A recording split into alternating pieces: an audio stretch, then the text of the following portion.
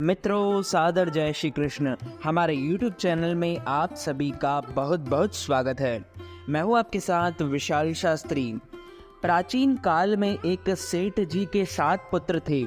सातों के विवाह हो चुके थे। सबसे छोटे पुत्र की पत्नी श्रेष्ठ चरित्र की विदुषी और सुशील थी, परंतु उसके भाई नहीं था। एक दिन बड़ी बहू ने घर लीपने को पीली मिट्टी लाने के लिए सभी बहुओं को साथ चलने को कहा, तो सभी धलिया और खुरपी लेकर मिट्टी खोदने लगी। तभी वहां एक सर्प निकला, जिसे बड़ी बहू खुरपी से मारने लगी।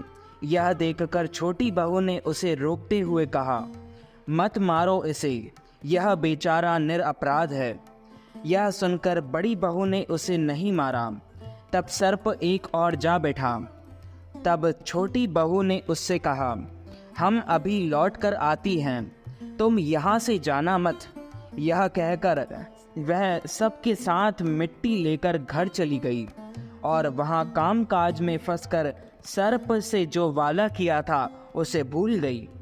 उसे दूसरे दिन वह बात याद आई तो सबको साथ लेकर वहाँ पहुँची और सर्प को उस स्थान पर बैठा देखकर बोली, सर्प भैया नमस्कार।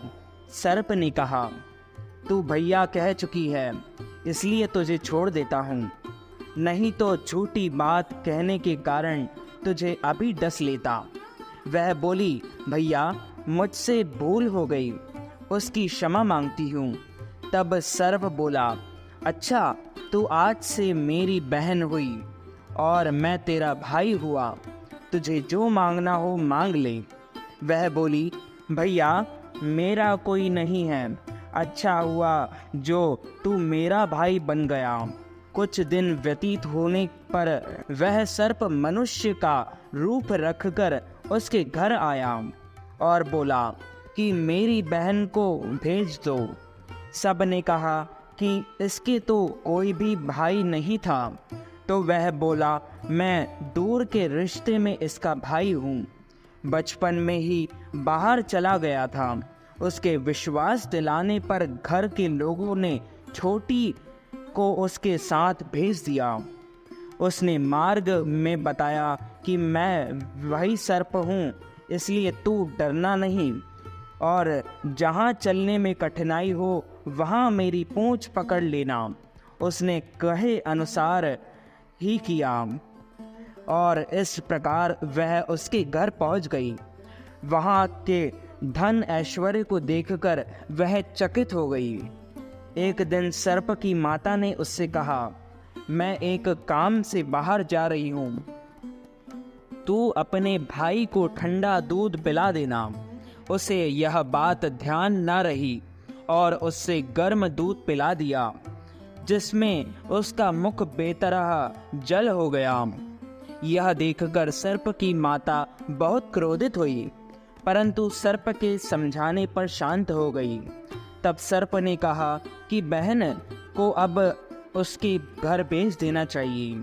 तब सर्प और उसके पिता ने उसे बहुत सा सोना चांदी जवाहरात वस्त्र भूषण आदि देकर उसके घर पहुंचा दिया। इतना ढेर सारा धन देखकर वहीं बहू ने ईर्ष्या से कहा, भाई तो बड़ा धनवान है, तुझे तो उससे और भी धन लाना चाहिए।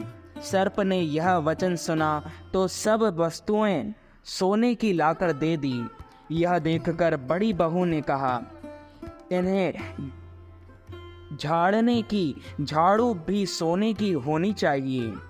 तब सर्प ने झाड़ू भी सोने की लाकर रख दी। सर्प ने छोटी बहू को हीरा मणियों का एक अद्भुत हार दिया। उसकी प्रशंसा उस देश की रानी ने भी बहुत सुनी और वह राजा से बोली कि सेठ की छोटी बहू का हार यहाँ आना चाहिए। राजा ने मंत्री को हुक्म दिया कि उससे वह हार लेकर शीघ्र उपस्थित हो। मंत्री ने सेठ जी से जाकर कहा कि महाराज जी, छोटी बहू का हार पहनेगा, वह उससे लेकर मुझे दे दो। सेठ जी ने डर के कारण छोटी बहू से हार मांगकर दे दिया। छोटी बहू को यह बात बहुत बुरी लगी। उसने अपने सर्प भाई को याद किया और आने पर प्रार्थना की, भैया, रानी ने हार छीन लिया है। तुम कुछ ऐसा करो कि जब वह हार उसके गले में रहे तब तक के लिए सर्प बन जाए, और जब वह मुझे लौटा दे तब हीरे मणियों का हार हो जाए। सर्प ने ठीक वैसा ही किया। जैसे ही रानी ने हार पहना वैसे ही वह सर्प बन गया। यह देखकर रानी चीख पड़ी और रोने लगी। यह देखकर राजा ने सेठ के पास खबर भेजी कि छोटी बहू को तुरंत भेजो। सेठ जी डर गए कि राजा ना जाने क्या करेगा। वे स्वयं छोटी बहू को साथ लेकर उपस्थित हुए। राजा ने छोटी बहू से पूछा, तूने क्या जादू किया है? मैं तुझे दंड देती हूँ। छोटी बहू बोली, राजन, गृष्टता क्षमा कीजिए। यह हार ही ऐसा है कि मेरे गले में हीरो और मणियों का रहता है और दूसरे के गले में सर्प बन जाता है। यह सुनकर राजा ने वह सर्प बना हार उसे देकर कहा, अभी पहनकर दिखाओ। छोटी बहू ने जैसे ही उसे पहना वैसे ही हीरो मणियों का हो गया। यह देखकर राजा को उसकी बात का विश्वास हो गया और उसने प्रसन्न होकर उसे बहुत सी मुद्राएं भी पुरस्कार में दी। छोटी वह अपने हार और इन सहित घर लौट आई। उसके धन को देखकर बड़ी बहू ने ईर्ष्या के कारण उसके पति को सिखाया कि छोटी बहू के पास कहीं भी ऐसा धन ना आया है।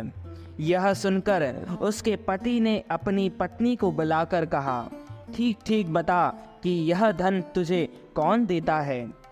तब वह सर्प को याद करने लगी। तब उसी समय सर्प ने प्रकट होकर कहा, यदि मेरी धर्म बहन के आचरण पर संदेह प्रकट करेगा तो मैं उसे खा लूँगा। यह सुनकर छोटी बहू का पति बहुत प्रसन्न हुआ और उसने सर्प देवता का बड़ा सत्कार किया।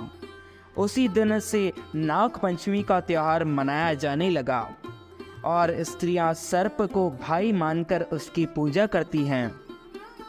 बोलिए श्री लक्ष्मी नारायण भगवान की जय, देवादिदेव महादेव की जय। बोलिए श्री बालकृष्ण लाल की जय। तो मित्रों, हमारे इस ज्ञानवर्धक वीडियो को अधिक से अधिक लोगों को शेयर कीजिएगा, लाइक कीजिएगा, कमेंट कीजिएगा। कमेंट बॉक्स में हर हर महादेव, जय श्री कृष्ण, जय श्री राधे ज़रूर लिखिएगा और चैनल को सब्सक्राइब भी ज़रूर कीजिएगा ऐसे ही नई नई कहानियाँ सुनने के लिए। आप सभी को सादर जय श्री कृष्ण, हर हर महादेव।